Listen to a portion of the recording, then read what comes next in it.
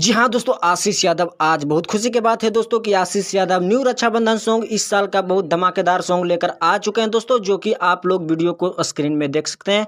और आप लोगों को मैं दावे के साथ बताने जा रहे हैं दोस्तों कि इस रक्षाबंधन पे अब की बार सबको खटिया खड़ा कर दिए दोस्तों। तो आप लोग ज़्यादा से ज़्यादा अभी तक हमारे चैनल को सब्सक्राइब नहीं किए हैं तो कर लीजिए, ताकि आप लोगों को सारा जानकारी और सारा अपडेट इसी चैनल पर मिलता है। तो आप लोग ज़्यादा से ज़्यादा हमारे चैनल को सब्सक्राइब कीजिए। जी हाँ दोस्तों, आप सभी को आशीष यादव का ये सॉन्ग सुनना है तो सुबह 6:30 बजे आप लोगों के बीच आशीष यादव इंटरटेनमेंट के माध्यम से आएगा। तो आप लोग अभी तक हमारे चैनल को सब्सक्राइब किए हैं तो ठीक है, नहीं किए हैं तो आप लोग कर लीजिए और बेल आइकन प्रेस ना करना भूलिएगा।